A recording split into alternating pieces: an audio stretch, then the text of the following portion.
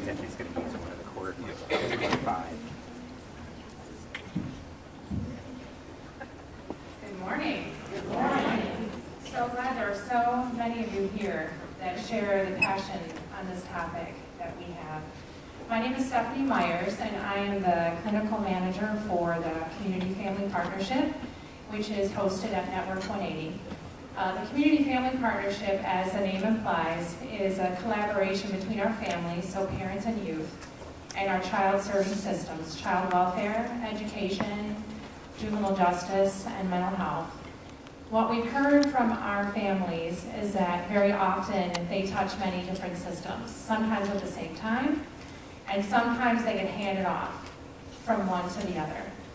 Could be because the funding's run out, could be they've tried everything that system has to offer, could be the worker is tired and they don't have any more ideas.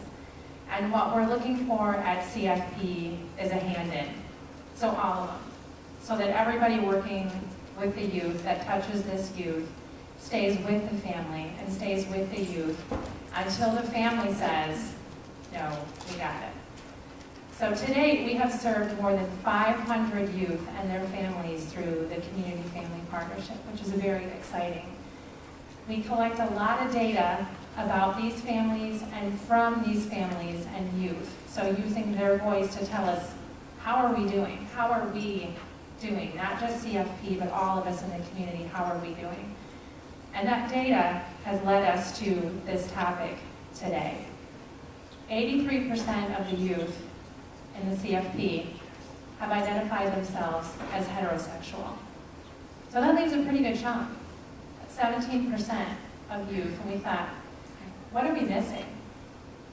Knowing that most of the youth we serve have already been in residential or some sort of congregate care, like the hospital or detention, and many of them are in or have been in or are going into foster care. Are there things that we have to pay attention to? Things that we haven't been paying attention to, and of course the answer to that is yes. So to help us figure that out this morning, we have two very special guests, very grateful to have them here, Dr. Scott Berlin and Dr. Mary Banghart-Therian. So please welcome them.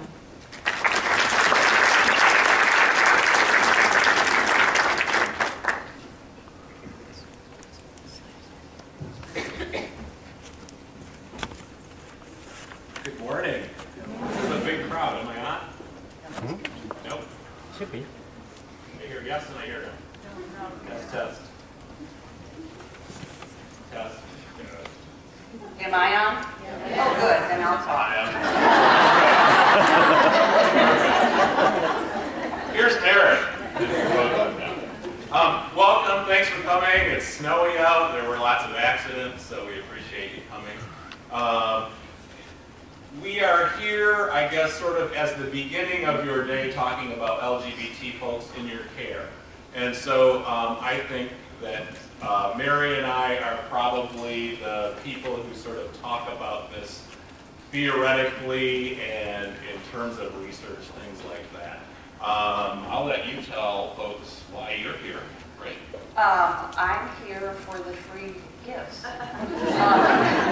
I'm here because I really have a heart for young people who are in the foster care system, who age out of the foster care system, and for kids who are lesbian, gay, bisexual, transgender, questioning, queer, intersexed. We'll get through all of that alphabet soup in a few minutes.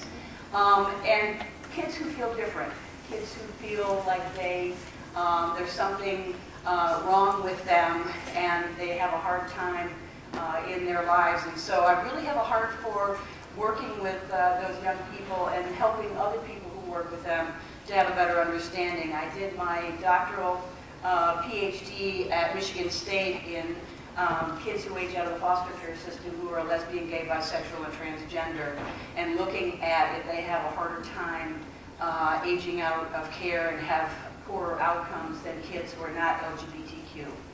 And I'm sorry, I can't tell you the answer to that. It's not my turn yet. Right. I'm Scott Berlin. Both Mary and I are both professors at Grand Valley State University, so we're educators, I guess, by training. I was a social worker for 20 years working with LGBTQ people, persons, sometimes young people, sometimes older adults, so my main research is on older gay men specifically. Although I've worked with a lot of, I've facilitated a lot of support groups of young LGBTQ identified folks, and so I've heard lots of stories about sort of what acceptance means, what non-acceptance means, and sort of that whole journey of coming out and struggle. And so I think that that sort of informs me. I won't tell you specific stories, but we'll also sort of talk about some findings, and maybe we can echo that. So the way our day is organized is, again, we're going to go a real quick. So Mary and I have done some of these trainings before, and they can last all day. So we've sort of squeezed a whole day into about 55 minutes. And so we're going to go through stuff really quick as far as what we know in terms of the research. And then we're going to have time for a panel so we can hear some stories about real experiences, and then we'll have time to sort of talk about it among ourselves sort of after lunch. And so that's kind of how our day's organized. So the things, and I think we're going to accomplish these objectives sort of in all three of those activities today. We're gonna do just a little bit in terms of terms and understandings of labels, things like that. We're going to look at some of what the research says. We're going to introduce you to some of the evidence-based practices that we found that can be really helpful. There's lots of good materials out there.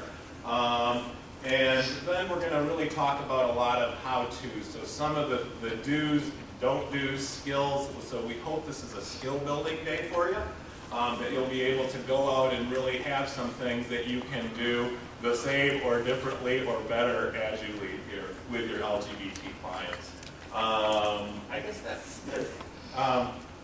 So some basics. Again, we're going to go through this quickly. In some cases, I've been at trainings where we spent an hour on this.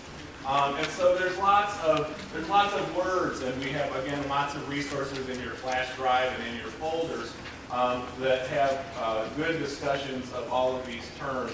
I think most of us know what lesbian and gay mean.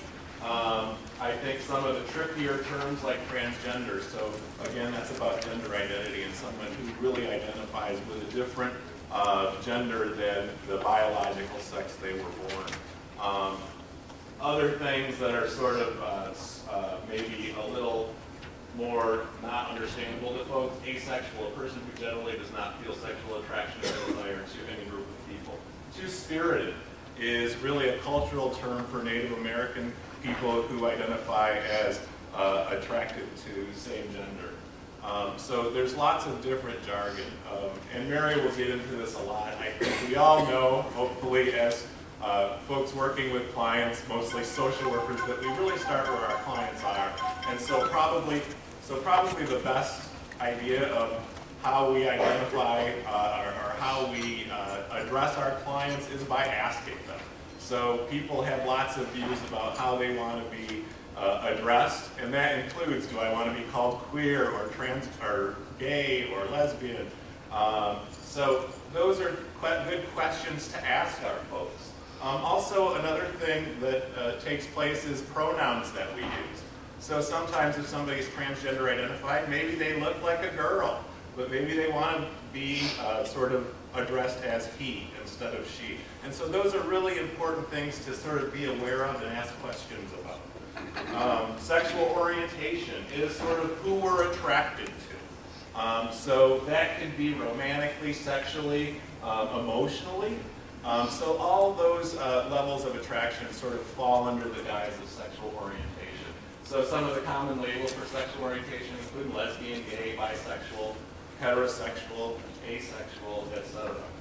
Sexual orientation oftentimes is on a continuum, and I think for me what that means is probably our sexual orientation doesn't stay the same our whole lives, and that includes all of us. So probably our attraction and romantic, sexual, physical attraction kind of moves a little bit over time.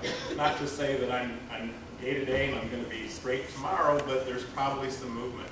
And that movement is also included in how I identify myself to myself and how I identify myself to others. And so maybe when I'm 13, I identify myself as straight or bisexual. Maybe when I'm 16, I identify as gay or lesbian or queer, right? And so those things are sort of fluid over time. Gender identity and gender expression. So again, sort of different than who I'm attracted to, gender identity refers to a person's internal sense of being male, female, or something else. So maybe in some cases when folks who identify as transgender begin to understand their gender identity, they may identify as the opposite gender of the biological sex they were born. They may identify as something else. Sometimes I know transgender students at Grand Valley who I work with identify as queer or genderqueer or cisgender, where they don't really identify with male or female. And so gender identity is really that gender that I identify with. And gender expression is sort of, I guess, connected to how people express their gender. So what does that mean? How do I dress? How do I look? How do I identify myself to others? Behavior, clothing, hairstyles, voice, body characteristics. Anything to add there? Okay. We're supposed to chime in, so I'm going to keep looking to Mary to chime in. So how many are out there? How many LGBTQIA folks are out there in the world? So we don't know, but Gallup did a pretty good survey a couple years ago. And they asked, do you identify as LGBT? And 3.4% said yes. So I think we got those into the column of LGBT, right? But what we noticed was 4.4% of folks said, I don't know, or I'm not going to answer. My guess is some of those 4.4 folks probably are in that 3.4. And so our speaker, when we talked about it, talked about 13% who didn't identify as straight. And so it's somewhere in there, right? It's somewhere probably between 3 and 12, 10%. That's usually the way a lot of studies have looked at it. So what does that mean for you all? Well, we could say 1 in 10. So if you have 30 clients, does that mean 3 of your clients might identify as LGBT? Your group, or this coalition, talked about serving 500 young people. So what does that mean? If it's 10%, that means 50 youth are out there who probably identify or will identify as LGBT at one point. Many of us, probably most of us, don't ask people sexual orientation, right? So that's not something that is in our radar necessarily. We might have some ideas, we might make some assumptions about our clients, but we really don't know, and we really don't ask those questions. I'm not saying we should, I'm just saying that we generally don't. The information is not tracked at the national, state, or local level. Youth are often reluctant to volunteer this information to their helping professionals or family. So sometimes I don't want to talk about my sexual orientation or gender identity. Sometimes I may not know what my sexual orientation or gender identity is. There have been all sorts of research around sort of, okay, when do I begin to know this? And so in looking at it, in terms of sexual orientation, people are pretty aware that they're attracted to the same gender, probably anywhere between 7 and 10. So it's pretty early in life, 7 to 10 years old. Gender identity actually comes even quicker. So most people who identify as transgender probably begin to identify or understand that they're different in terms of gender identity probably around 3 or 4 years of age. So what's happening is kids really identify and understand this at an early age. The average age where young people disclose their sexual orientation is right now around 13 years old. By the way, that number certainly is going down, but lots of the numbers are going down. So what that means is our kids are sort of dealing with this at a younger and younger age. And that creates a lot of, I think, issues or opportunities for us as their workers. So, you know, when I was young, people came out in their 20s, and so they were already gone, they were already out of our radar, and they could deal with it on their own in their 20s. Nowadays, it's certainly probably adolescence or high school. So, some of the risks, and I want to grab my paper here. So, the one thing we know is that probably the research shows that being LGBT does not create worse outcomes for kids. So their identity doesn't necessarily create worse outcomes. What most of the research is leading us to believe, and we're going to spend a lot of time on this, is whether or not sexual orientation, gender identity is accepted or not accepted. And so probably if a young person who identifies as gay or lesbian is in an accepting environment, they may not have poor outcomes, and chances are they'll have no worse outcomes than any other young person. So things that are different for kids. So again, I'm not going to sort of read this one, but I'll give you some numbers here. And this is from Listen 2009, so it's pretty up to date. Student attitudes, 89% of students in public high schools report regularly hearing homophobic remarks. Staff attitudes, 62% of students who were harassed or assaulted at school did not report the incident to school staff. 34% of the students who did report it said that the school staff did nothing. Violence, 85% of students were verbally harassed because of their sexual orientation, 63% because of their gender expression, 40% were physically harassed, and let's see, 27 because of their gender expression. Absenteeism, so students are much more likely, 29% of students skip class who were mistreated because of their sexual orientation or gender identity. School dropout, 28% of gay and lesbian high school students in a national study were seen to have dropped out because of harassment because of their sexual orientation. So those are some of the things that happen.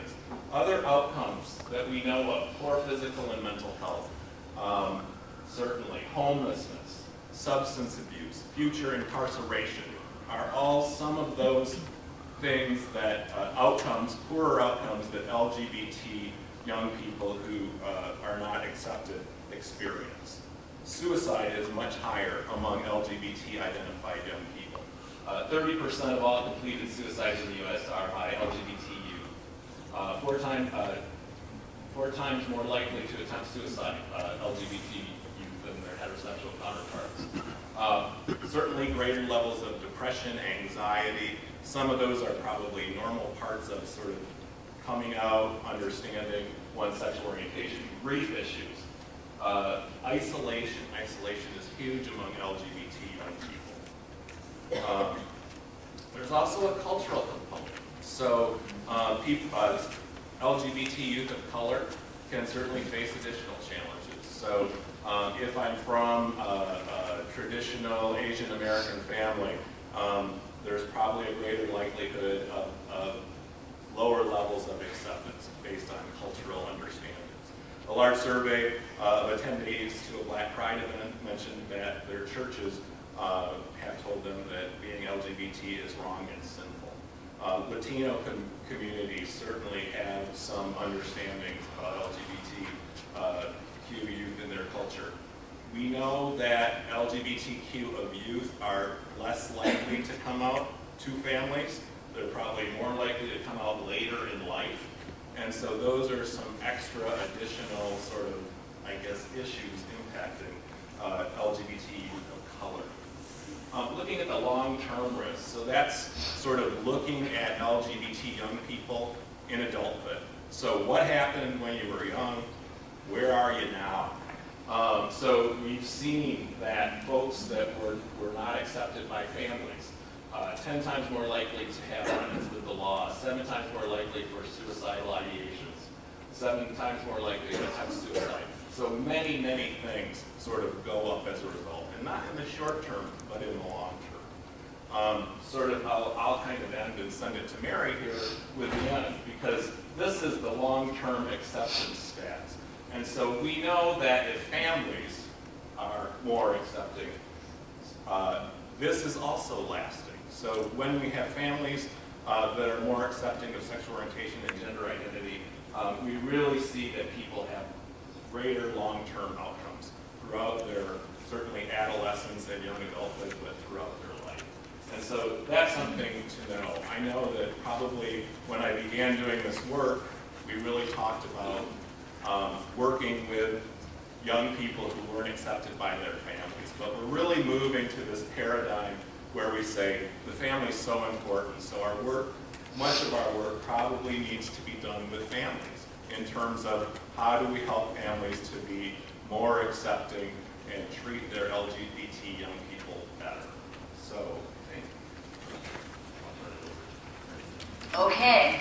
Well, so we kind of laid out some of the impact or consequences, not of being lesbian, gay, bisexual, transgender, but of acceptance or non-acceptance by parents, friends, family, other family members, service providers. How many people in here are service providers? Okay, how many people are students? Okay, how many people are gay and lesbian themselves? They just came to see what we had to say about them. Okay. No hands. Okay. Let's see, did I miss anybody? Educators? Okay, good. I wanted to talk a little bit about some solutions, but before I get into solutions, and this is not in your slides, but you can write it in, we're talking about young people, young adolescents or young adults. And one piece that we talked a little bit about, Scott and I, and realized that wasn't in here because we were trying to make this fit into an hour, was the whole concept of emerging adulthood. Arnett does a lot of work on emerging adulthood. Just because a child turns 18 and we say they're an adult does not mean that young person is an adult. Really biologically, emotionally, they really are still on the assembly line. They're not even in the box yet, okay, ready for packaging. Their prefrontal cortex has not developed, and it's only in the last few years we're beginning to understand this and see what an impact this has. So if you're a service provider and you're working with young people, you need to know about emerging adulthood. Because if you're expecting young people to make wise decisions, they do not have the hard drive to do that. They don't have the hardware, they don't have the software yet to be able to make those wise decisions. So sometimes you may see them making a rash decision or a decision you would never make and go, why would you make that decision? Because they don't know any better, because their brains have not formed yet. So when we're talking about young people, and now in the context of LGBTQ young people, you can understand how confusing it might be for them as they're going through some of the things. And they may act out in ways that we would think as wise adults, wow, that was really stupid. Or we wouldn't say stupid to them, we would say, wow, what do you think about that idea? How did that work for you? But we really mean, wow, that was stupid. Right? So now we understand they can't help it. Their brains are not formed yet. They still are trying to figure all that stuff out. So you put that in the context of the implications for what happens with LGBTQ kids who feel as if they're rejected by their family or their friends, and either because they've come out or because they're afraid to come out, some of the impact that it has on substance use issues, on suicide, on isolation, on alienation. So when you're working with clients who are in this age group, think about that. You can't figure out, why do they keep skipping school? Why do they keep dropping out? Why do they keep getting involved in substances when they know what the impact's going to be? Why do they do these things? Maybe one question you should be asking these young people is questions around their sexual orientation. Not to freak them out, but to give them an opportunity to talk to somebody who they may feel safe with about this particular issue. And so that may alleviate some of your concerns and some of your questions right there is, maybe this is what's going on with that young person. Doesn't always mean that, but it's certainly something, and I think sometimes as service providers, we're afraid to do that. We're afraid to ask that question because we don't want to offend them, or we don't want to put them off or make that, or impact our trusting relationship with them. But it may be the very question they need to hear, because who else is asking them, really? Unless somebody at school is bullying them, who else is going to ask them in a way that they might actually be able to get resources and help? So part of this is giving you the resources and help you need to be able to work with some of the young people who may be lesbian, gay, bisexual, transgender. How many people have clients who are gay, lesbian, bisexual, transgender? How many people have no idea whether they do have clients? Okay, yeah, I mean, really, do we? Sometimes they don't come out to us. We don't know. Hopefully, after this, you'll have some ways of being able to give a signal to a young person who may be questioning their sexual orientation or gender identity in a way that they may approach you.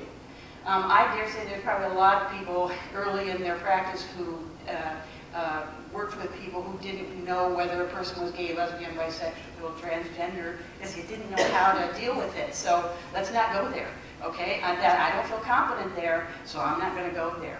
So hopefully after this we'll give you a little more confidence. Is this going to do it? Are you going to get an inoculation of a half an hour of here's some answers to working with gay, lesbian, transgender people? Yes, absolutely. No, you're not. You're going to have to continue to learn. You're going to have to continue to study.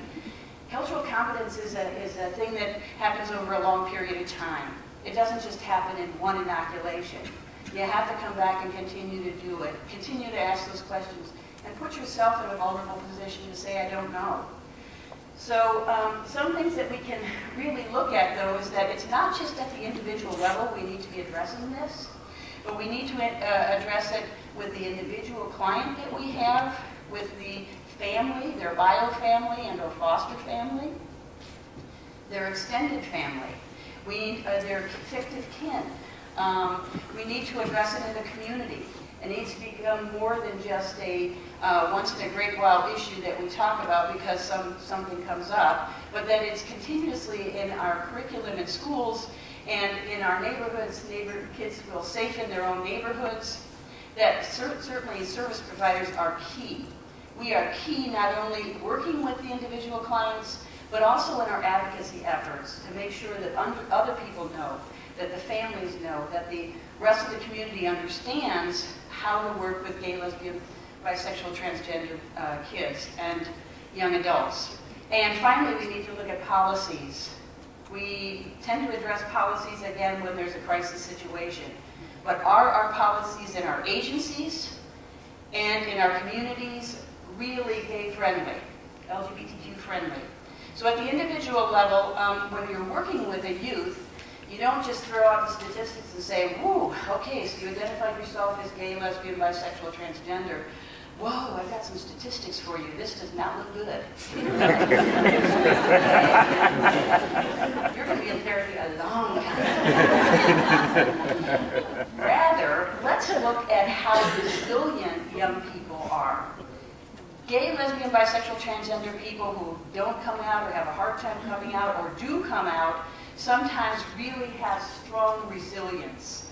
And that resilience comes from experience and sometimes from traumatic experiences that they build that resilience. And so we need to build upon their resilience. Now we know sometimes resilience can also be negative, that they're so, well, persistent, so stubborn, so goal-oriented. Let's look at that. Focused. We might call them stubborn, pig-headed, things like that. But they have, they are not going to be taken down. They are not going to have anybody tell them what to do. So the resilience that helps them survive really traumatic situations can also be something that keeps them from getting the help they need. So we as service providers have to figure out how to work with that resilience in a positive way to build on their resilience and moving forward. They have emotional and physical survival skills. Some of them have been abused. Some of them have been bullied. And either directly or indirectly. Just because one kid is standing in the middle of a bullying situation, being called names or being physically abused, does not mean everybody around them is heterosexual. I mean, the person that's getting bullied, but there's also people, witnesses, that are seeing what happens about being different. And so they build up those kind of emotional skills in survival. And they can tell whether you get it or not just from walking in a room. they know who they can trust and who they can't trust. So we gave you one little tool that you might be able to use to help them in the future identify you as a safe person to talk to. Greater sense of personal insight and understanding, because they've had sometimes things taken from them, and so they have had to learn a really sense of insight in what's important to them, what's not important to them. Certainly increased appreciation for family. Some of us take family and a community for granted, but if you have it yanked away from you, or you feel you don't really fit in, that really is devastating to you, and people, young people tend to really appreciate that. And also that whole idea about courage, being willing to step out, being willing to be different. And so those things we need to work with as service providers. Also looking at protective factors, making sure you're working towards having that family acceptance. Now when we talk about family acceptance, there's a project in California right now with a Dr. Caitlin Ryan and her colleagues who are working on this. There's all kinds of stuff on your flash drive related to helping families who are a faith community. No flash drives. Later. Okay. All right. Got it. Later. And so there's all kinds. There's going to be. Oh, that's a teaser. All kinds of information about how to work with these families, and that's developed by this family acceptance project. And so really, and let's be clear here when we're talking about acceptance. That does not mean we're saying that those families have to accept gay, lesbian, bisexual, transgender, everything. They have to accept their child, all right? Wherever their child is right now. And if that's where their child is, they need to understand what that means and accept that. Put the other biblical stuff aside and love your kid. That's what's important. There's actually a great, one of your brochures you'll get was this organization that worked with the Church of Latter-day Saints to actually put together a brochure that says, how do I accept my LGBT child, even if I feel like being LGBT is not an acceptable choice or life. And so that really parses out sort of that conflict, I think. Right, he does a really nice job. So, and if you don't know it, get it, look at it so that you can help families be able to work through that. So identifying supportive networks for young people and families. Where can people go? Places like PFLAGs, that's parents and friends of lesbian and gay people. Encourage youth to participate in community activities. There are pride celebrations. There are other activities they can get involved with. There's Windfire. There's GIFT, to which Gays and Faith Together. There's the network, the Lesbian and Gay Community Network. So there are places where they can get involved with people who are like them to help them come out, help them learn to accept themselves, and then help them come out if it's a safe environment. And we say, we don't just mean that kids should come out anytime they want to, but make sure that they come out in a safe environment, okay? So the old theory used to be, yeah, make them come out as soon as possible, no matter what the consequences, everybody needs to be out. That's not necessarily true. You don't want to put your client in harm's way. Help them come out, practice with them, talk about what might be the consequences, what might be the reaction that they get. Be an advocate as well, and make sure, yeah, got it. Make sure that you help educate others on how to support LGBTQ youth. And be prepared to give the family all kinds of resources, as we will be giving you in the little flash drive. There are a couple of pieces in here, too, things to look at. Some behaviors to avoid, and some behaviors to really look at in helping. I'm not going to go through each one of those right now, but I encourage you to educate yourself on what those behaviors are. I mean, come on, common sense says, don't hit your child, don't accuse your child, don't shun your child, don't keep your child from family activities. And the other side of it, make sure you talk to your child about it. And this is a scary conversation. Come on, how many of us had our parents talk to us about the birds and the bees? Really, honestly, how many?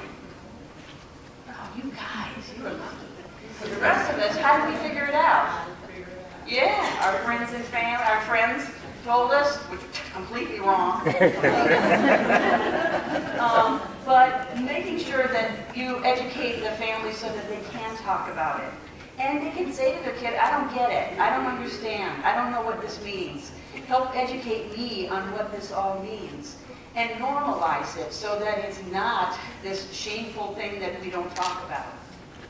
There's a really nice sort of discussion in that brochure around sort of acceptance being sort of a long-term proposition. And so for a lot of parents, most families, acceptance kind of happens over time. It's not like tomorrow, but maybe in a month or in a year. And so that acceptance really is kind of a long-term proposition for a lot of families. Yeah, no, it takes a while for somebody to come out and recognize and discover their own sexual orientation or gender identity. How can you expect the family in one day to get it and be on board? There's going to be fits and starts along the way, and you have to be there all the time helping them move forward in that process. Don't ask me what I just did. Okay. Sorry about that. Okay. So let's move to, did I miss some slides though? If I did, well. Oh yeah, okay, there's one.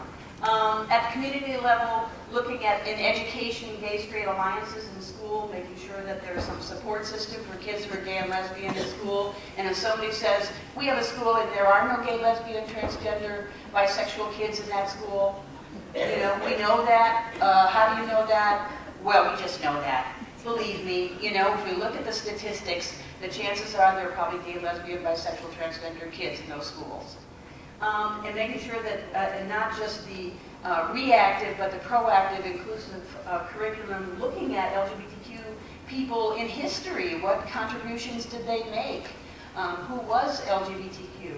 And do that in a positive light rather than, you know, oh, this person got in trouble for this, or this is bad, but in a very positive, supportive way, and making sure we have supportive educators. Also, the comprehensive bullying and harassment policies and laws, and those just can't be words on paper. Those have got to be enforceable policies and laws, so that when things come up, there is no tolerance at all when it's around issues of LGBTQ, when it's around issues of race, when it's around issues of religion. There can be no tolerance for bullying behavior, and it needs to be addressed. The problem is not the person being bullied. The problem is the person who's doing the bullying, and that person needs to get help as well. Okay, and then at the service level, you should be a guide. I think I've talked about that a little bit. You should be a resource.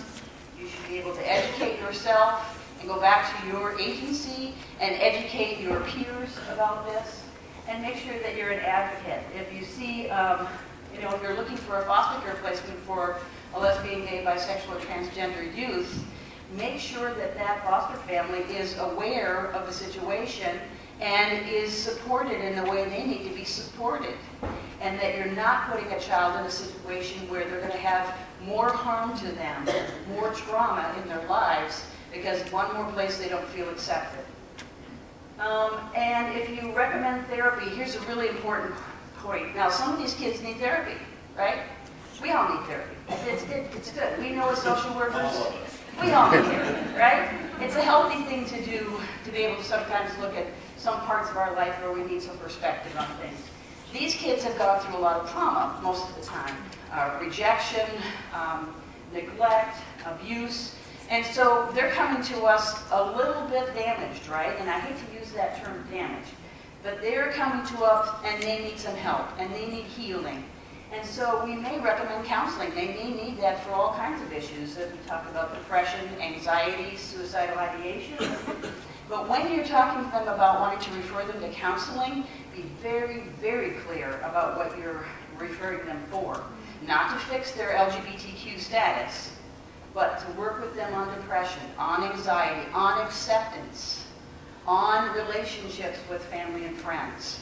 So be clear, because they may immediately assume, oh yeah, you're going to try to fix me, right? And so we've got to be careful about that. I have a list of the LGBTQ-friendly and knowledgeable healthcare services, and I think in that flash drive to come, there's information in there, national information, local information, and help LGBTQ youth build healthy coping skills and provide opportunities to let them get, or to help them get the help they need. I do not know what I keep doing. This is my new toy. Obviously, I need some work with it, but it's supposed to be, see, it's this really cool clicker thing. Is that awesome or what? When it works, it's awesome. When it doesn't, I don't like it. Technology. All right, at the service level, create a safe, supportive environment. Be perceptive to subtle signs. We talked about now, homelessness to me is not a subtle sign, nor is prostitution. But I think you understand the idea is, if you're noticing things in your clients, you need to be thinking, is it related to an LGBTQ issue? Is it related to their sexual orientation or their gender identity? You've tried all kinds of other stuff. Think about those subtle things that are happening to kids. Would they rather be out in the street than home because they feel safer on the street? When I did my research, that's what I found, is kids prefer to be out on the street feeling like they could survive than being in a home where they were abused or called names or mistreated because of their sexual orientation or gender identity.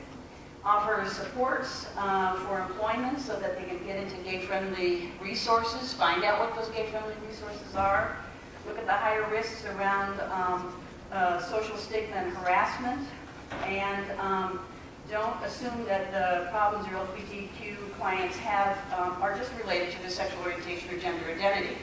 That doesn't mean their relationship with their family, anxiety, depression is all around being lesbian, gay, bisexual, transgender. I mean, again, don't find out they are and say, aha, now I understand all your problems.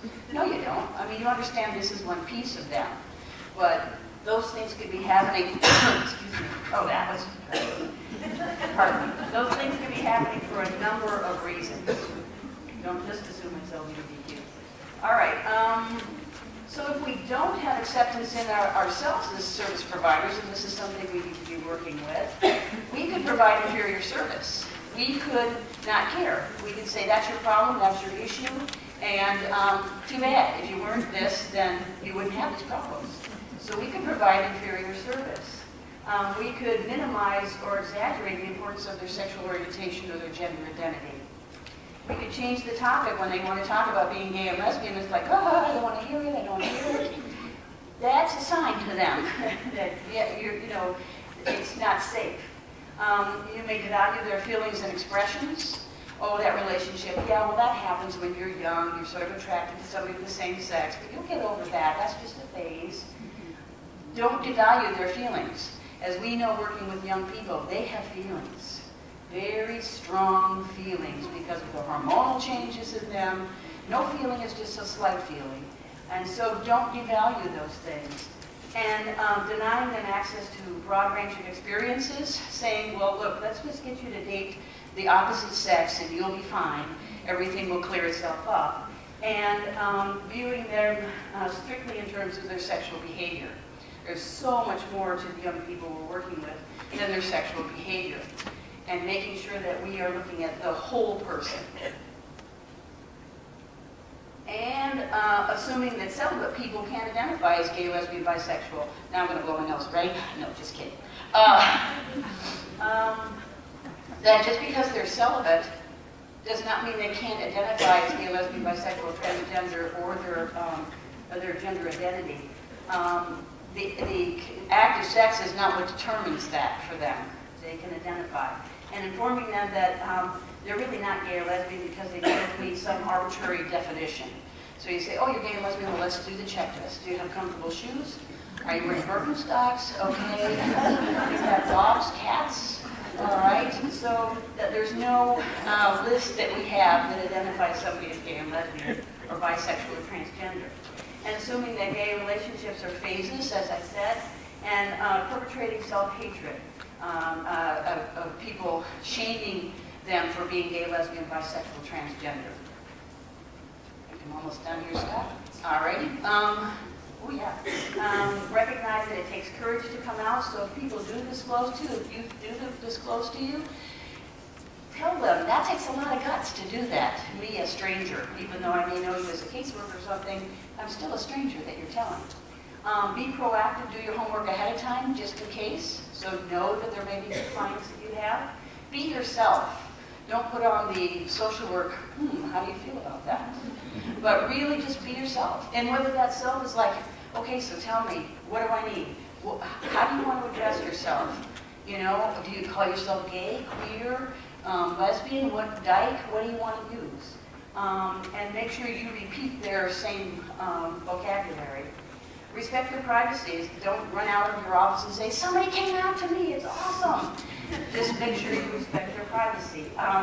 Thank the person for trusting you, have resources available.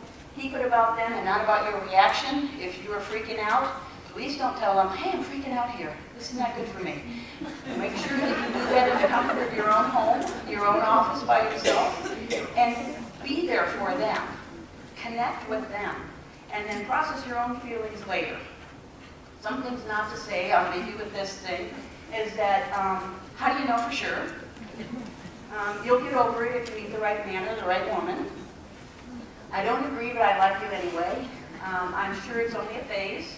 You don't look like one. You need to go to counseling. I'm so sorry for you. I'm so sorry, you know, we mean well, but oh, I'm so sorry about that. And the Bible says. So be careful, because the Bible says a lot of things, more positive than negative. And so make sure that if you're going to go down that road, you really know what you're talking about. Okay? Let's see.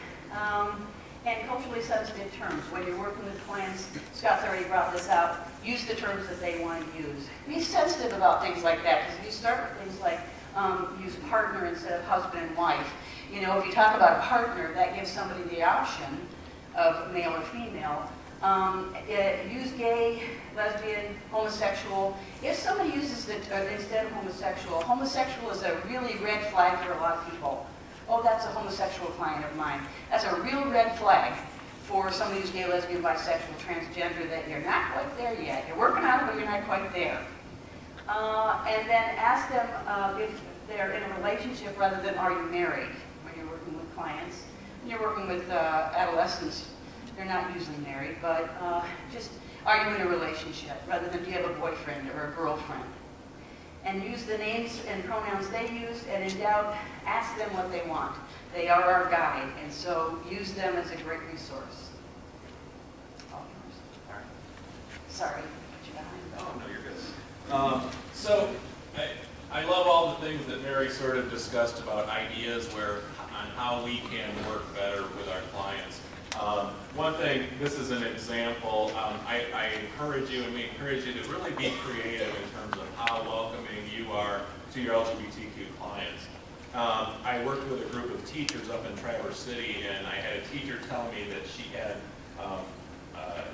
on her desk, in a laminated sort of piece of paper on that little thing you pull out, it must have been one of those old school desks, right?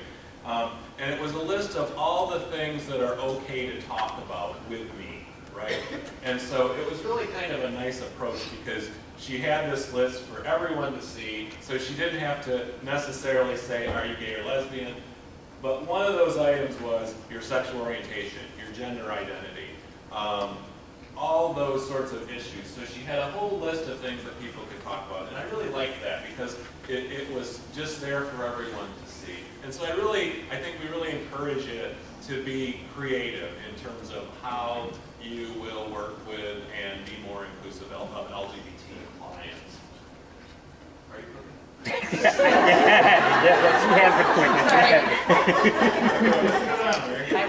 I was turning my clicker off.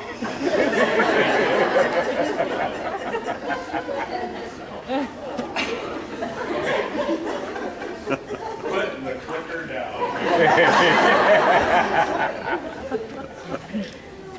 So sort of in closing, and I will spend just a little bit of time on this, is part of this whole process is an awareness. And so there's actually some good assessment materials of yourself and your agency in terms of, so I guess what we're talking about here is really have a conversation with yourself of your own bias. So kind of be aware where you're at. It's okay, we all have bias, we all sort of are on a journey of understanding and accepting people not like us. And so we just encourage you to sort of continue that journey and really be honest with yourself of where you're at. Also be honest where your agency is at. And so sometimes we're at a certain place and our agency is at a different place. So it's important to understand sort of your agency's policies, but also sort of some of the stuff that maybe is unsaid or not in policy, and just sort of how people deal with LGBT clients in their care at their agencies. Those are some things that you can affect change on. So if there are things that your agency is doing that you feel like maybe lands in the indifference and tolerance area, maybe you can move them in a direction. I love looking at forms and saying, do we ask people if their gender is male or female and not give them another option, right? Do we ask, are they married, but we don't ask them about partnership? So those are all kind of things that happen sort of systematically in organizations, and so those are some things you can kind of look at. It's always important to sort of let folks know that you are a safe person to talk to. So that can be signs in your office, pictures of LGBT people who are out, right? Pins that you wear. I think we gave you pins. All those things are helpful to say this door, our door is open. Be active. Realize that you will have LGBT clients. Educate yourself and your coworkers. So hopefully, you know, there's 100 to 130 folks here. Hopefully we can go out and spread the word. Because what we've learned is probably most of us mean well and want to do the best with our clients, but maybe we don't know all the information. Maybe it's good to sort of share this information. Be non-judgmental. Respond to LGBT peer harassment and violence. So we talk a lot about families and social workers. Another place where we can do interventions, so we're at Wedgwood, but some of you are probably in places like a Wedgwood where it's a residential place, or schools. So is there work we can do with young people's peers about how to be respectful to their LGBT peers? Because that's very important.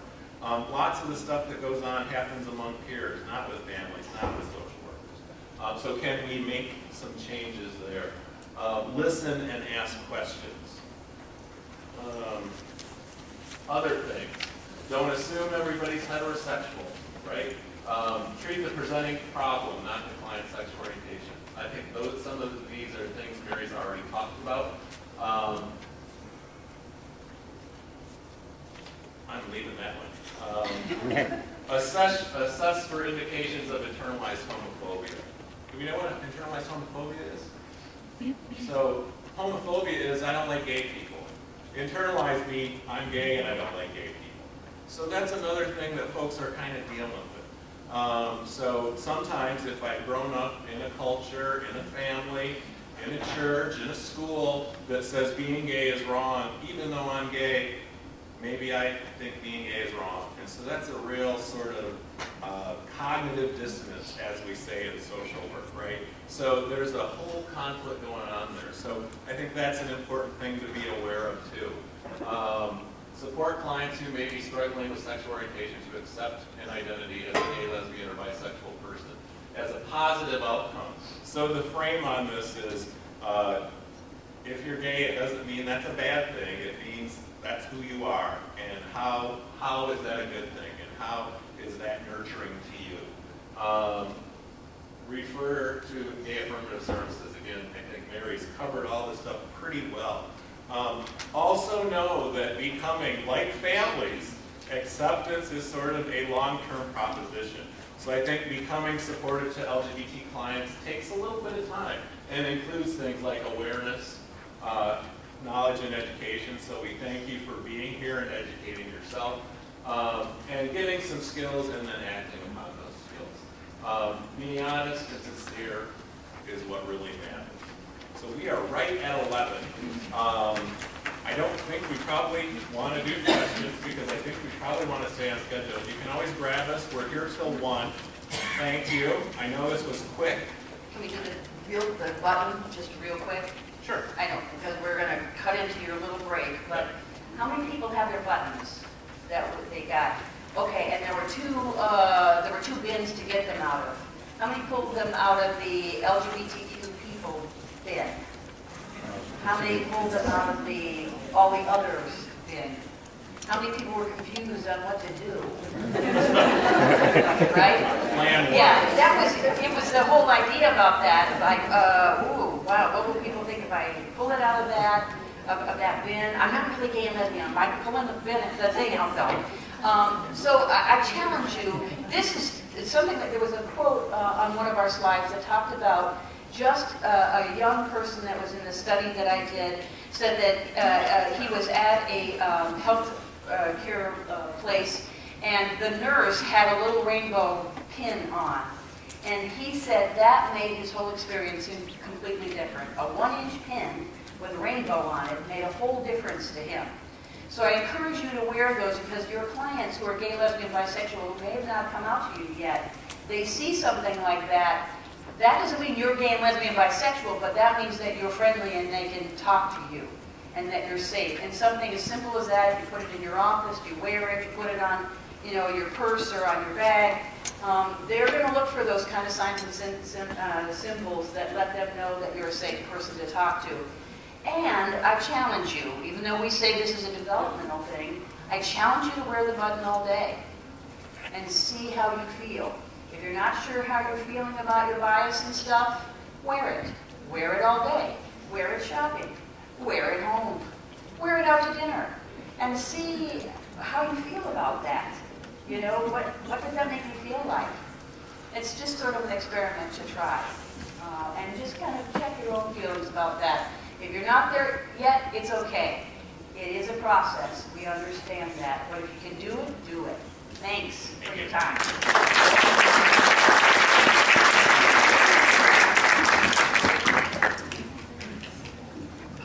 Thank you again, Dr. Scott and Dr. BT. We really appreciate the information that was provided on today.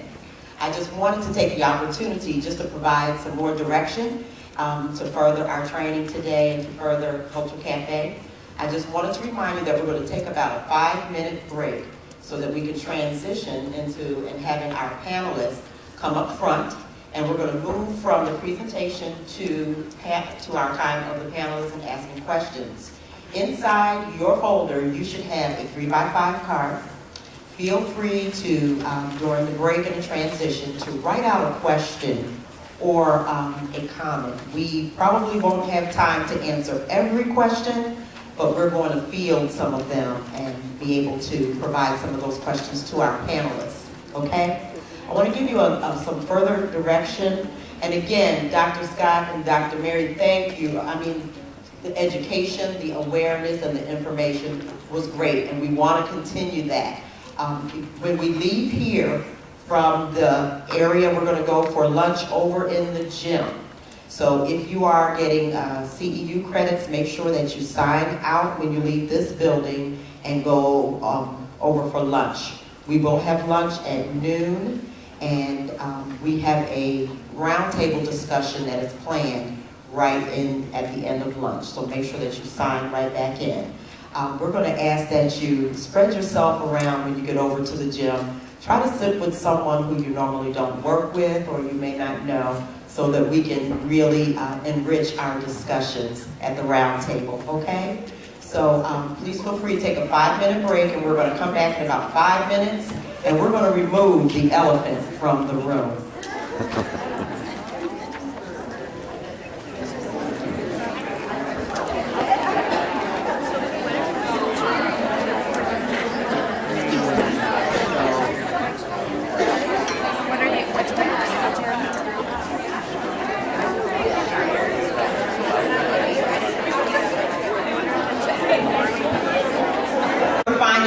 Very interesting at the time. You're learning something today. It's increasing our awareness and our knowledge. And it's just wonderful when we're working with as service providers, as counselors, as parents. We have parents in the room, don't we? I heard that we have parents in the room. Raise your hand, parents. All right, great. Okay.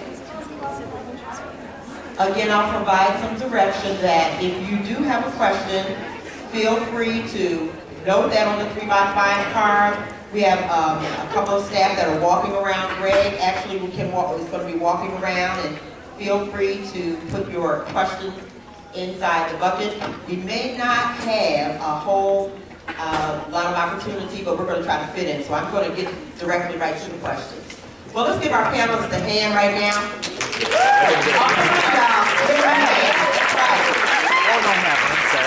Not only are our panelists, we are all participants in today's presentation, so we all share part in participating in the full depth of the presentation. Okay, here are directions for our panelists. I have about 6 questions, and you have them in front of you as well. I'm going to state the question, and we're going to give you the opportunity to answer it all the way down. You can also pass if you want, or if you include other information and you feel like I've answered that question already, you can pass to the next person, okay? So our first question today is for each one of our panelists. Tell us about yourself, about your role, and what motivated you to participate on the panel today. And we're going to start with Kara. Don't forget to introduce yourself. Well, my name is Kara. I like long walks on the beach. Interesting conversation. No, just kidding. I am a foster care worker at DA Black St. John's. I've been in that role for about 4 years, and prior to that, I was a medical worker, so I have lots of experience.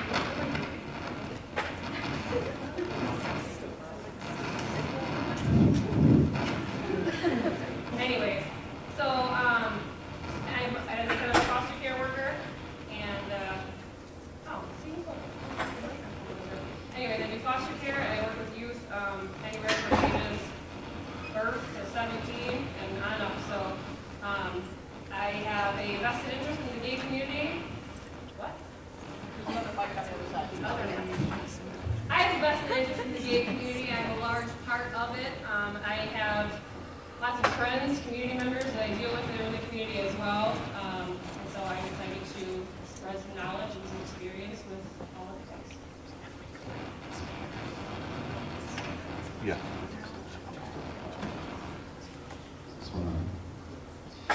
My name is Matthew Clark. I'm a gay Christian psychologist in downtown Grand Rapids. I just got back from speaking at the Gay Christian Network on how we can help LGBT youth and how we can have respectful dialogues with churches and organizations such as Whitewood. I'm very excited to be on the panel. I was chosen because I was chosen because Chandra couldn't make it. She was scheduling conflict. That's really why I was chosen.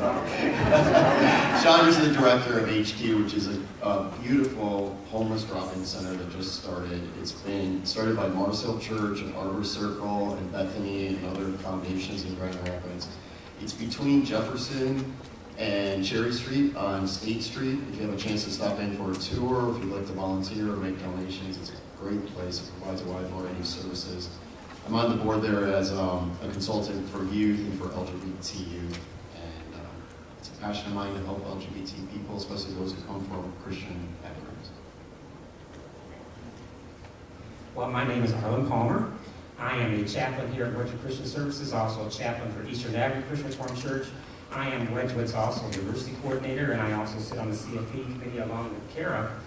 And being a pastor, and I'm also an ordained fundamental Baptist pastor, and so therefore, for me, the Bible informs me of how to treat people. Now, it's been viewed as negative many times, but the Bible can be used very positive how we approach the issue. And we'll talk a little bit more about that, but the committee said that I was going to be on it today, and I said, gladly. That's Greg's fault that I'm here on it today, but I am glad to be here because I think too many times I think the conservative community has taken a step back on how we need to address people, no matter gay, lesbian, with love and acceptance. So I'm so glad that you said that, and the Bible speaks a lot about acceptance, and so I want to make sure that we highlight that and how we love one another.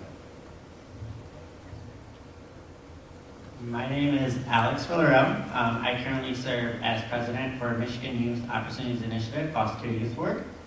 And I am motivated to participate in this panel to make it more easier for youth to come out with their sexuality, especially in the high schools and in the Grand Rapids area. Hello everyone, I am Rachel Postumus, and I I have been a foster and adopted mom for Bethany Christian Services for about a year and a half. I have a 16-year-old son who identifies as gay and a 15-year-old daughter who identifies as bisexual. And I'm here today because our family thinks that it is really important to share kind of their perspectives and opinions on their experiences that they've had, and hopefully maybe make it a little easier for another kid or a family who has been through some of the challenges that we've been through as a family. Well, thank you, panelists. Thank you. We're going to move on to our second question. Can everyone hear me? Okay. What, in your opinion, is the greatest need of LGBTQ youth in Kent County? What is the greatest need? So you may also talk about if you're in school or if you're in the faith community, whatever system that you work in. What is the greatest need? I think Kent County is known widely as a very conservative community who is not very accepting unless you look, speak, and act just like those around them. So I think one of the biggest things that Kent County needs is more of an openness, more open-mindedness, more acceptance, more loving of people who are different, who identify as LGBTQ, and have the ability to support and love them. And I think that the biggest thing is really giving that affirmation and providing that love and support, because on the inside, we're all the same.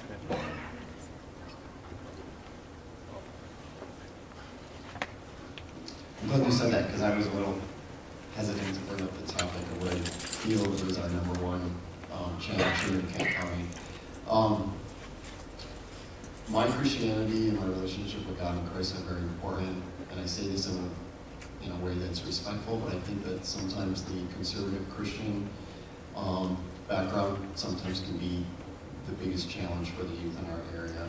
There's a disproportionate amount of youth at HQ and in Grand Rapids that have been literally kicked out of their homes because the parents believe that their child has to be removed from the home because of their LGBT orientation, and that it conflicts with their Christianity. They feel that their pastors or their deacons or their family is wanting them to remove them from the home, and that's a big problem. And I loved how Dr. Marion brought up about how we can help parents who, even if they may never come to the point of accepting LGBT, they can still love and accept their child, and that they can still have an open, supporting relationship with their child. There's going to be plenty of things that they don't agree with their teenagers while growing up, and they can still love and accept them.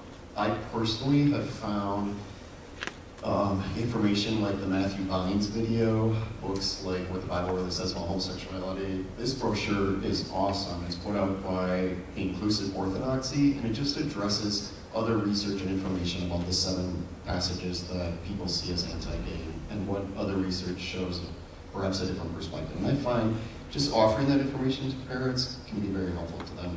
But then also supporting the Christian parents, because they have their own coming out process. They have their own internalized shame and their problems that they go through. And like what Dr. Mary was saying about just supporting the family so that they can support their youth. I'm in agreement with him.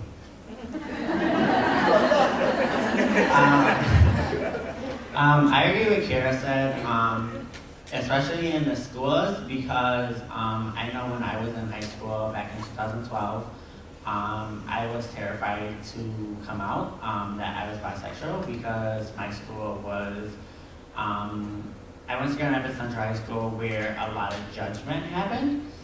So I feel like that the schools, like I said, especially like the middle schools and high schools nowadays, because there's a lot of judgment that happens in the schools.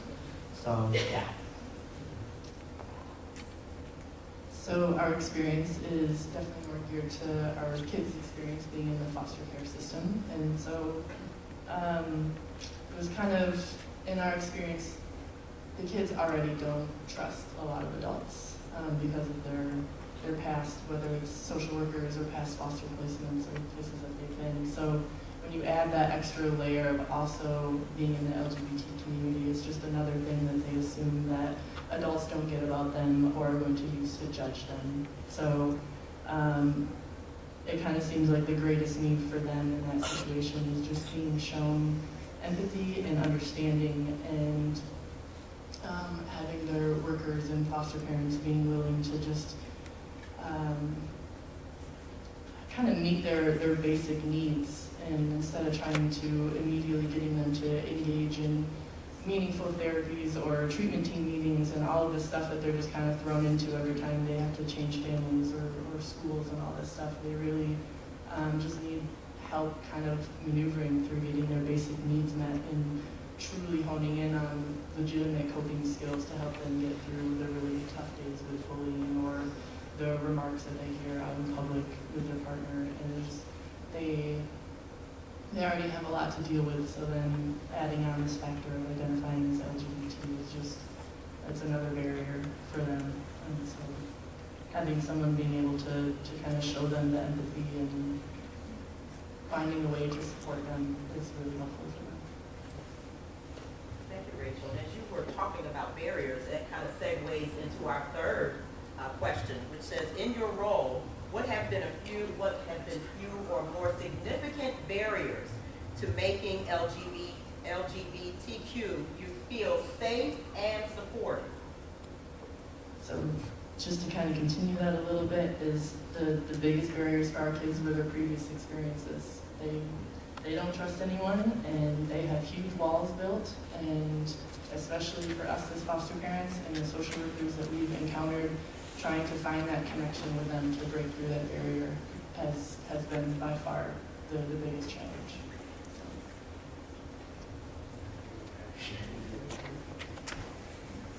I have been a residential track chaplain at Wedgwood here for probably about 15 years, but I've been here about close to 30 years, and so therefore I have a couple of colleagues out in the audience, and so a lot of times my colleagues will contact me and they will say, hey, Arlen, we have a kid in the home struggling with their identity, let's talk about it scripturally and different things. But one of the things as a residential chaplain that I run into is that we have a lot of staff that come from a lot of different faith backgrounds. Some are super conservative, some are regular conservative, some are more on the liberal side, and so therefore when I'm working with staff and their attitudes and those hidden clues that they tell a kid, and kids can pick up on that, right? They can pick up on right away if the staff is just totally not comfortable, or if the staff is very judgmental and not giving the treatment. So one of the most difficult things myself as a chaplain is to get all my staff on board and saying we need to accept and love everybody. And I know that this is what you believe, and it's not going to change just because you love somebody who is of that orientation. It doesn't change your beliefs. So I thank you for and we don't have to sacrifice what we believe and what we think the Bible is saying about that, but we need to love the kids. But I struggle more with how getting all of our staff to accept our kids. And some of our homes are doing it well, and some of our homes are not doing it so well. I'd say the number one key is that even nowadays when we have like Glee and Will and Grace and a lot of schools have GSAs, not enough, but many do, that a lot of kids still feel completely alone, especially ones who come from conservative backgrounds or conservative religious backgrounds. So I think what's really important is to let them know about groups like the Refuge Teen Group at Gaze and Faith Together. It's at the United Methodist Church on Fulton in Grand Rapids. Let them know about the LGBT Network on Atlas Avenue. It's in between Lake and Wealthy on Atlas. They have a group called Arcus there. They can go to the Gay Christian Network website. There's forums there, information. HQ, you don't have to be a homeless or runaway youth. If they need other LGBT youth or other LGBT supportive people, they can come there and hang out. I think it's important to get them geared into a GSA at their school, to have the nerve to go to it, because it can be a really scary thing to go there, and let them know, well, you can just pretend that you're an advocate or that you're curious or you're a supporter. Let them know that often at every school, even I could mention some really conservative Christian schools, there's always that groovy, cool teacher that's kind of out of the box, and he or she, and often she, is LGBT friendly. So just kind of steer them into ways where they can go and get support to know that they're not completely alone. Because when you feel that they're alone, that's when they start hurting themselves and making bad decisions and slip into depression. I think that's, to piggyback off of what Matthew said, is that it's super important that the youth have a place that they feel welcome and they feel like they can belong.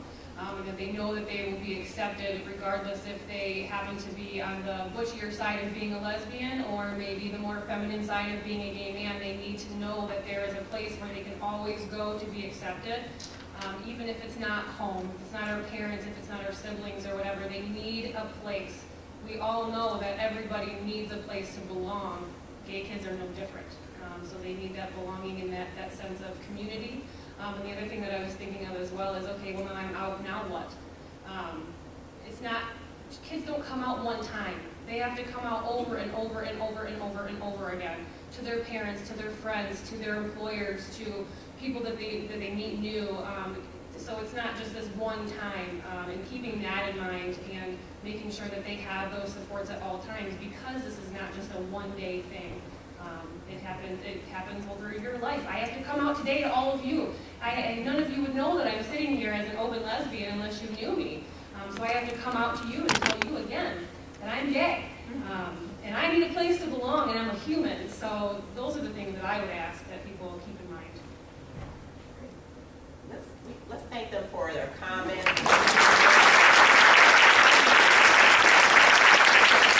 It's time to remove that elephant from the room. Can someone remove that elephant from the room? Can you take that down?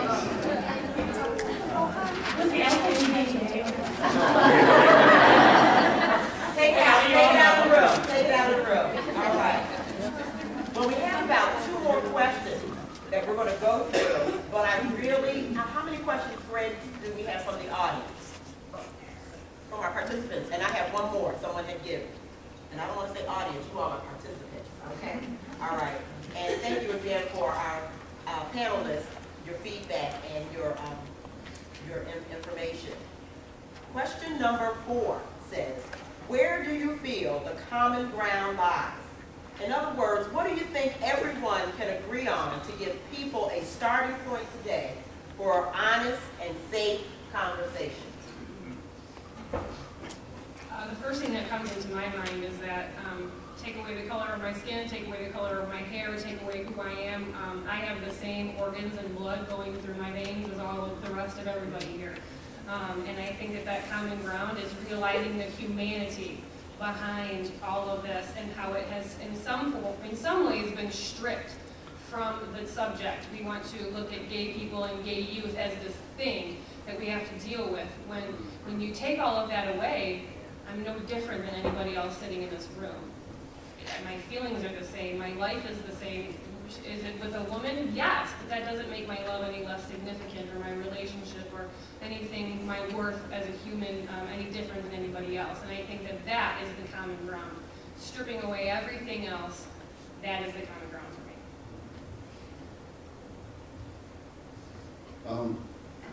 And on May 30th, in 2013, a group of us did a presentation at Wealthy Street Theater, and after that, our church's brother, our pastor's brother, who's also a gay Christian, he and I were flown out to DC to talk to a large group of both Republicans and Democrats on the topic of LGBT youth. And it was a little scary because they didn't come with name tags of saying, like, who's conservative and who's liberal. But, so I kind of assumed it would, and it didn't do that. So I walked into this really, really nice restaurant with a huge table of strangers. But what was great about that is everybody at that table, whether they were conservative, Republican, or a Wiccan, Democrat, liberal, they all said, we have to stop LGBT suicide, we have to stop the LGBT abuse, we have to stop the bullying. Everybody at that table, and it was whether they were 20 years old, log cabin Republican, or an 85-year-old staunch and conservative pastor, they all said that we have to stop this, we have to address it, and that many of them who came from religious backgrounds, especially the pastors, agreed that their churches and their denominations had been a part of like a cultural bullying, and that they wanted their churches to stop doing that. So things are changing, and I think just like youth need support, parents need support too. There's organizations like PFLAG in Holland, and then in Grand Rapids there's an organization called ACT that meets at the Gay and Lesbian Center.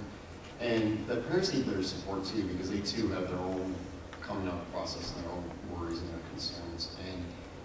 And I think about how the presentation, that was the #1 question I had, is how do we help our kids deal with this, I mean, we're parents, how do we get them resources? So finding them a gay-friendly therapist, finding them other LGBT youth, finding them other adult mentors, finding them an adult that can be a good gay or lesbian mentor to them. Because if all they have is their friends at diversions and they're taking their shirts off and dancing and popping ecstasy, that's not what they need in life. They need a mentor that's doing well in life that can kind of guide them, just like all of our youth need right now. For me, to level the playing field and to make people feel accepted, and that is, the Bible tells me that we are all created in the image of God. And Karen, I go along with you, we are in the image of God. Everybody is in the image of God, and so I don't care whoever I come before. Also, I treat each and every person as precious in the image of God. And I'll give you that example. A friend of mine, I did the wedding for a couple here at Wedgwood, their wedding. And unbeknownst to me, the couple has a lesbian couple that was coming to her reception. And she didn't know who to sit at the table from their family or from their friends with the lesbian couple with their kids. And so unbeknownst to me, she sits me there. I didn't have any time to prepare, nothing. I had no idea. But guess what? It didn't make a difference. Because when I sat at that table and I saw the couple, and I said, yeah, immediately I was like, hey, you know what, this is cool. And we had the best time because of my mindset, saying, hey, you're precious, you're in the image of God. And they just love being with me, and I love being with them. So my thing is, we're going to treat people as everybody is special. And that's what I think when you level that playing field, we can work with one another. You know, what you just described, I think people don't realize how healing that can be. I don't think people realize how healing that can be for people in the LGBT community, just what you did at that time. I think this is kind of answers it. If not, I guess this would be a more comment. But something I was just thinking about. Don't judge us for who we are or what we like, because we are human just like everyone else. God made us, as one. I'm pretty sure God didn't be like, oh, hey, I'm gonna make you gay today, or you're gonna be born gay. We like what we like, and just don't judge us for what we like or who we are, because we are human as well. Yeah, I have to agree with Kara and Pastor Arlen and Alex here. That's exactly what my kids said. And they, at the very basis of all of us, is we're humans created by God, and that's really what the message that they wanted to share with you today. So. That's finding common ground. Well, thank you all. Question number 5. Speaking to an audience of people who you may work with, or go to school with, or worship with, knowing that some of the youth who identify as non-heterosexual, what is one thing that you could caution to them about? If you're speaking to an audience of, youth that may be non-heterosexual or even adults as well, what is one thing that you could caution them about? And what one thing would you encourage them to do? And I think many of you have answered some of that, but you can add to that. Thank you. So, the thing that I would caution is to not assume when you're having conversations with these kids.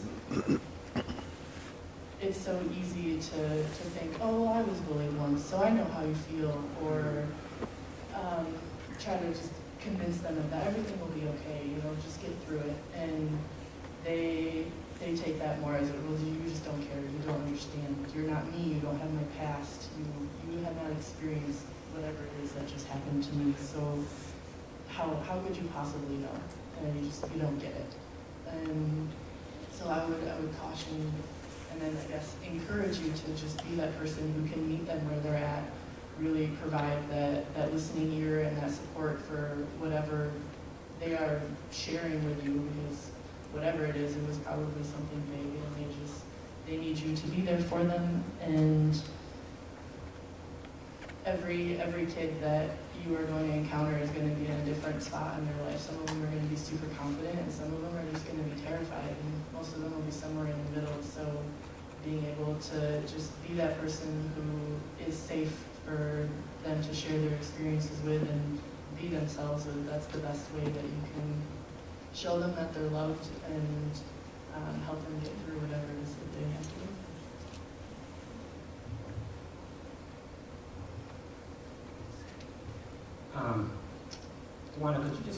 this question because as I read it, I just got a little bit confused. So just read it again and reword it for me. As you are speaking to an audience of youth or even an adult, knowing that some of them may identify as non-heterosexual, what is one thing that you would caution Okay. or encourage them to? Okay. Well, depending on where I'm at and where I'm speaking, if I'm in a group of folks and I would caution them of, because I would help them find safe places. I would say, you know what, if you come to my church, it may not be the safest place because you may hear some things that are going to be harmful to you. So I may just say, you know what, my church may not be the one that you want to come to because it may not be friendly. But then encourage them to seek out other places, and I'll connect with Matthew, in fact, with you, of where I can also send them so that they can feel warm and feel loved and feel comfortable. And on the Gays and Faith Together website, there's a list of gay-friendly churches in Michigan. I think what's important is not to assume heterosexuality or homosexuality or bisexuality, but let them know that you are LGBT-friendly. Let them know that you like the TV show or that you were an advocate or you voted for something. Just kind of send that subtle message. And then it's key to not pressure them to come out before they're ready to come out or talk about it before they're ready. I know when I was in college and I was feeling suicidal about being gay and Christian, I went to, and I'm sure, as looking back now, I'm sure he was an intern or a resident, but I thought he was a full-blown psychologist or therapist, and I sat in the office and I just talked to him about depression and body image and feeling lonely at U of M, and the first thing he says to me is, well, are you gay? I was like, no, I'm not gay. I'm definitely not gay. I'm out of here and I'm not gay. I never called him back. I wasn't ready. If he had just been like more subtle and taken it easy and not just abruptly put that happening, I would have felt much more comfortable. So I think like with any good therapy, just follow where your client is going, what they're comfortable with and what they're ready. And it goes also with the parents. Don't try to rush them. Don't judge the parents for being unable to handle this or hard to handle it. And I've learned too, don't make assumptions. I've had huge masculine truck drivers or carpenters that are totally fine with their kid being transgender. I mean, people will surprise you. And I guess that's what I'm learning is just not to make assumptions, but just to be supportive there and to just be a good listener. I mean, Ed Dobson in his Ed Story documentary talks about what he learned as a pastor was just to be there for people, just to listen and let them dump on you. And I think that's really key. I would piggyback on a lot of that and saying that don't assume, coming from the other side of things, being a lesbian, I don't know if the term gaydar is many of you are familiar with, this intrinsic ability to just tell when people are gay. Let me just tell you, it is not foolproof. It has failed me many times. Many times. Yeah, to the point of embarrassment, to the point where I'm like, no, you are a lesbian. That woman is now engaged and about to be married to a man, so my assumption was definitely wrong. But yeah, just not assuming anything and walking in with an open mind.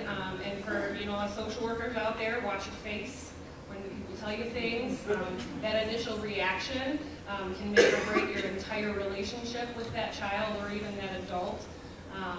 And be aware that as a gay youth, we are in tune to every single thing that you say. If you say that you like Melissa Etheridge and you watched Will and Grace, chances are I am more likely to come out to you than if you would have not said those things at all. Even the little gay pins, the little nuances that people think, oh, well, what's the big deal? Nobody's paying attention. Guess what? We're paying attention. We're paying very close attention because if you are doing those things, that means you're safe. And if you're safe, that means I can open up to you and actually get to the bottom of my problems rather than lying and denying who I am and trying to keep it from you because I think that you're going to like gay bash me or whatever. So. Y'all are doing so well at keeping the time and answering questions. I'm like, trying to glean more. But we have one last question. And Greg, if you could prepare just a couple of questions that we can read out loud, that have been submitted from our participants, and Dr. Mary and Dr. Scott too, feel free to jump in as well, okay? Last tell us about a strategy or a resource, and I know, Matthew, you have already shared one with us, that will be helpful in our interactions with LGBTQ youth. What is a resource that you believe is missing from the community, and tell us about a resource that you may like to share with us. I think the resources that we need more of are more things like the network, more advocacy groups, more support. We want to get really big. We need better state policies. We need better anti-bullying policies, as was being discussed earlier. But the things that I do really bank on when these issues do come up is really utilizing the network. I would take kids to the network and say, I don't care what you are. If you need a place to belong, if you need a place to ask questions, this is where you can go.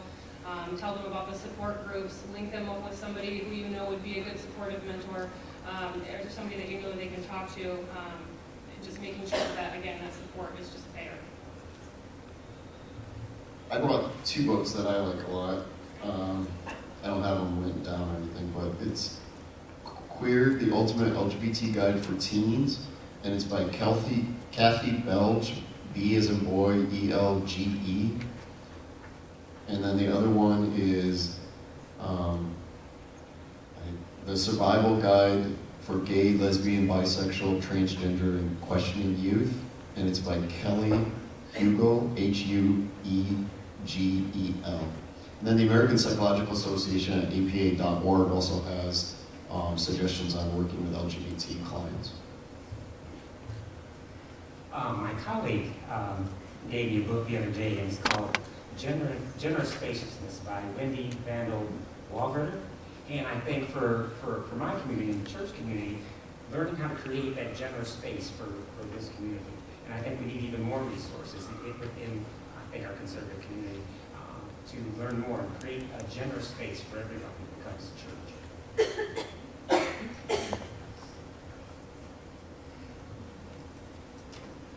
I think for our family, the most helpful resource, or I guess strategy for us, was really just kind of having open hearts and open minds for loving and being with kids.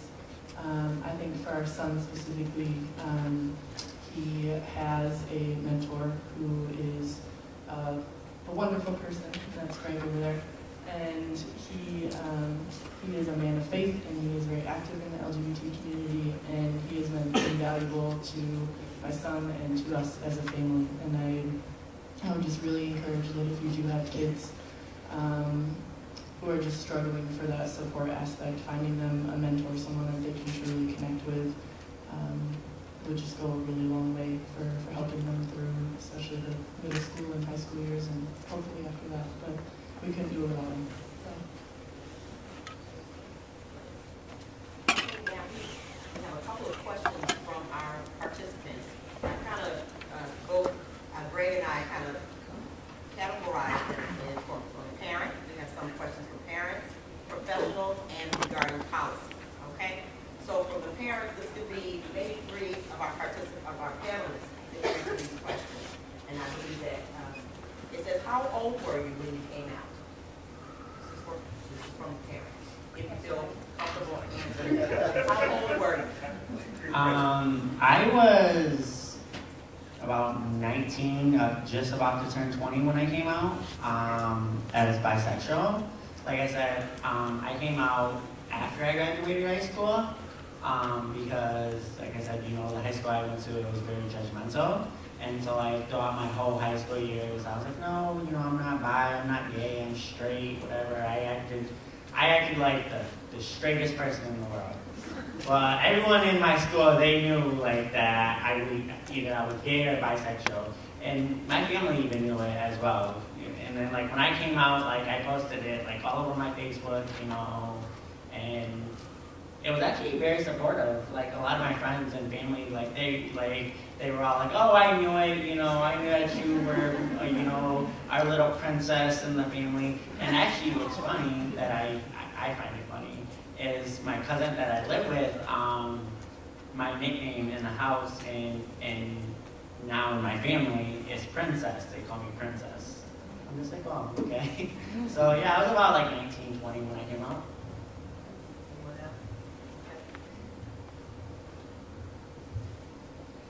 I kind of feel like it's just always been me. I can remember in preschool, I would play with the dress-up clothes with the girls, and I remember looking over at these boys who would pound a nail in and then pull it off and pound it in, thinking, how is that fun? What is any enjoyment out of it? And pushing a car back and forth. My mom said that they would buy me cars and boys' toys, and I would read the little book that came with it. So, and then in first grade, we had a little reading tent and JCPenney catalog. So the boys would be looking at the, the certain section, and then I couldn't wait for that catalog to come in the mail for the swimsuit and the robe section. So I think for me, it's just been my whole life. For other people, it comes on later. I think it really varies per person. I think that's another thing, is not to put people in boxes where you have to assume your own view of LGBT onto them, because as you know, everybody's different, everybody's unique. But I'd have to say, for me, it's been my whole life.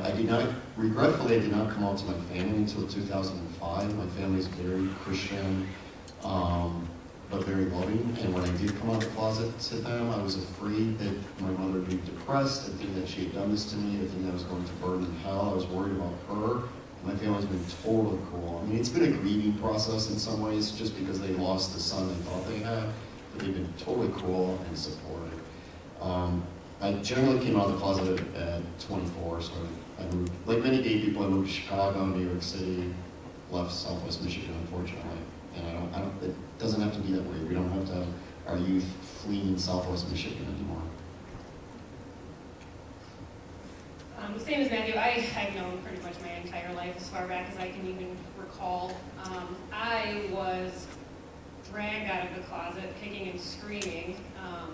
It's not that I was trying to necessarily hide it, but when the topic came up, it was like, no, absolutely not.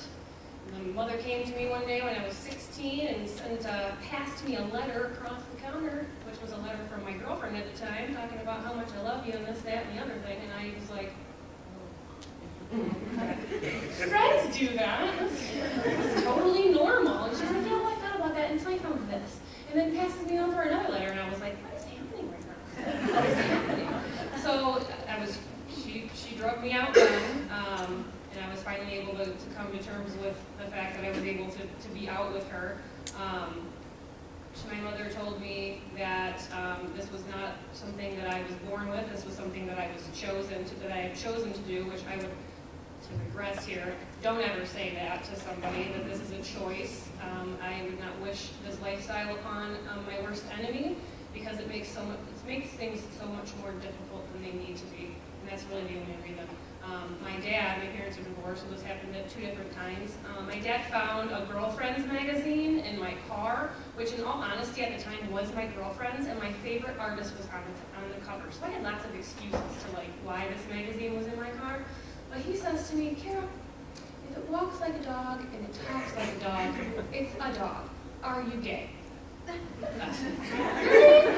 And so that was the whole magazine thing. But then after that, it was selectively choosing who I would come out to within my family. Most people knew and were just waiting for me. Some people I had to tell, and they were shocked, which I was shocked that they were shocked. I had never had a boyfriend. I'm a tomboy growing up, wanted the Nerf guns, wanted the boy toys, the whole gamut of things. And so that's how I was drug out.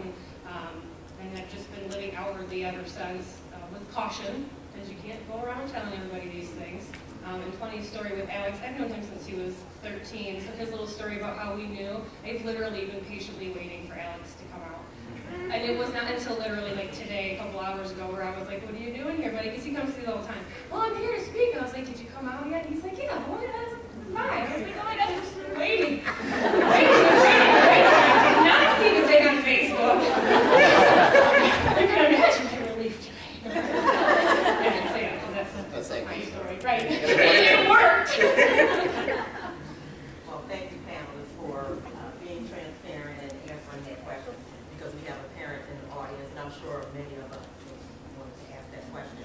I just want to summarize the other 2 parent questions, and maybe one of you, if you want to read or respond, or we can just listen to it. How do you respond to a professional who tells a child that they are gender confused? And a client asks a professional, a client asks about my professional belief system And I responded, I believe people are free to choose. She pushed the topic and seemed to be referring to whether or not I was considering being LGBTQ. What ways would you respond and how would you respond? That's for the professionals. I know. You can defer to our speakers.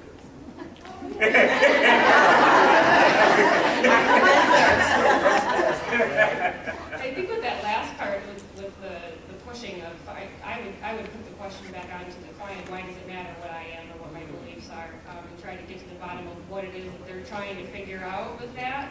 And I believe that there is, within the code of our ethics, that there is not a need for disclosure unless in some way it's going to help the therapeutic process, but I don't think that that should be happening without some sort of supervision. So having that in place and really getting to the bottom of why these questions are being asked and how it's relevant and is it really going to help the client in the long run to know whether you are, how you identify or where your support is or where you lie on how you feel about it. So.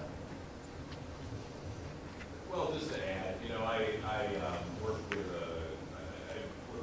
I've done some support groups with both teenagers and college age LGBTQ folks, and you know, I think that right, we need to understand when it's appropriate to disclose, but at the same time, I think that there are certainly times where I found it helpful to disclose and sort of talk about my experience, and you know, again, in a group setting, it seems to be pretty helpful for people to say, well, you know, these are some things that Scott went through, not necessarily that I'll go through, but you know, so I think that it is sort of an interesting question.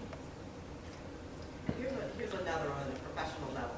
How do I best address the heteronormative, and that was a term that I don't know if we even brought up today, culture of our client base and make for a more accepting client culture? So how do I best address heteronormative?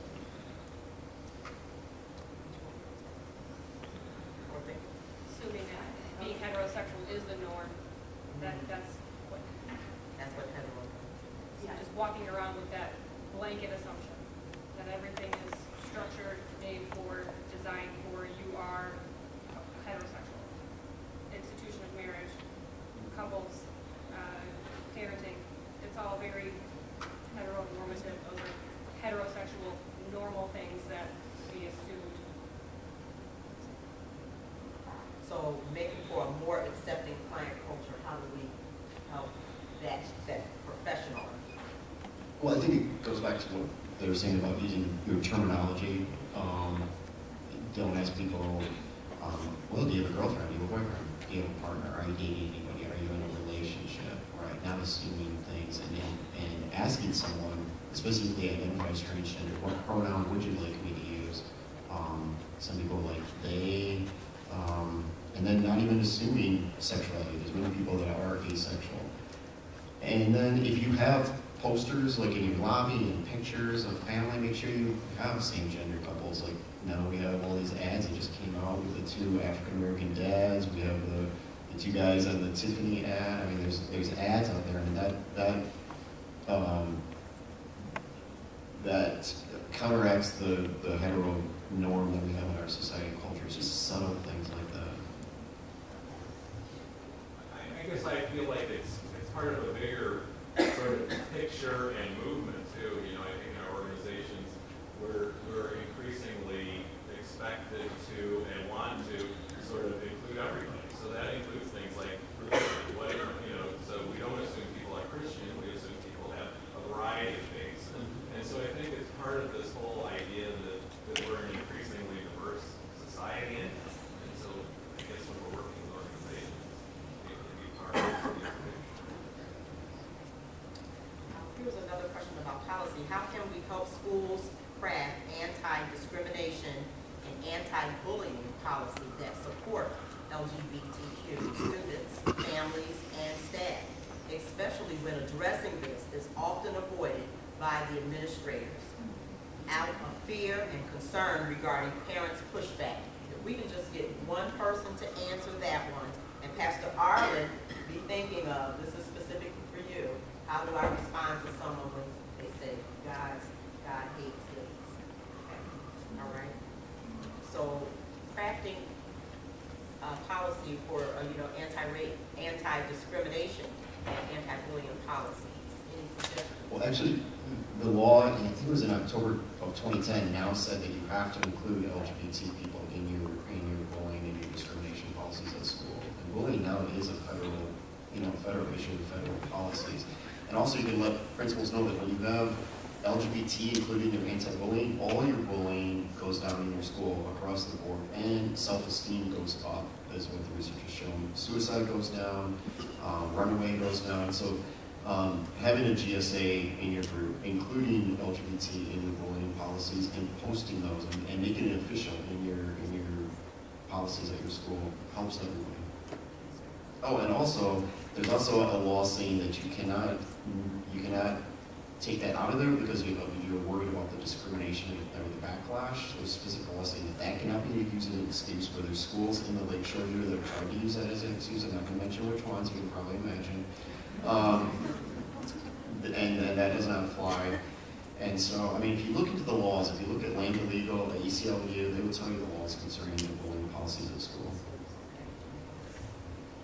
I would piggyback on that and also say that the other side of having a policy is having somebody to enforce it. A policy is no good if there is not somebody standing there to say you are not allowed to do this, this will not be tolerated.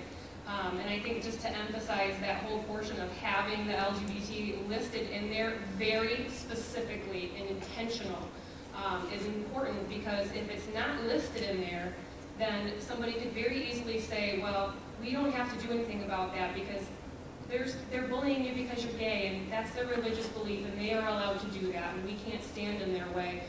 So having that listed in there very specifically provides that coverage the same way as it does for race, creed, ethnicity, all of that. It provides that same protection, and without it, it can be questioned and avoided. So. All right. We're going to get ready to end, but Pastor Arlen, how do I respond when someone says God hates gays?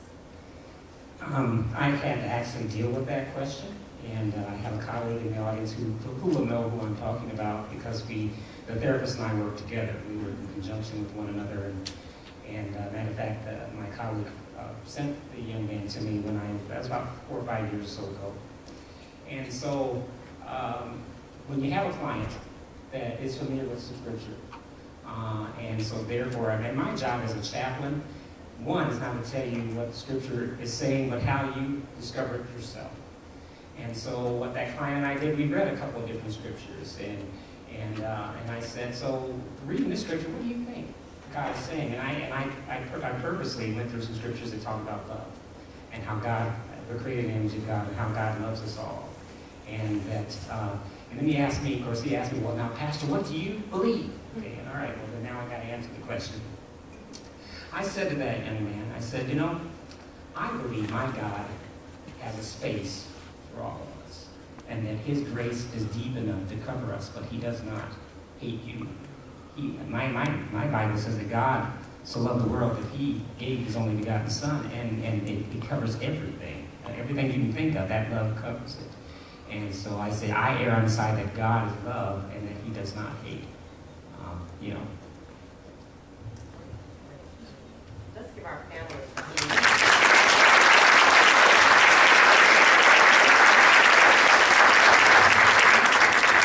Our panelists also will be joining us over for lunch, correct? And at our round tables. So feel free to sit at separate tables, and feel free if you have other specific questions of our panelists or our presenters. We have also Greg from Bridge Experience that's here with us, has a table, and we have one of our staff here, a staff member here from Gift. Are you here?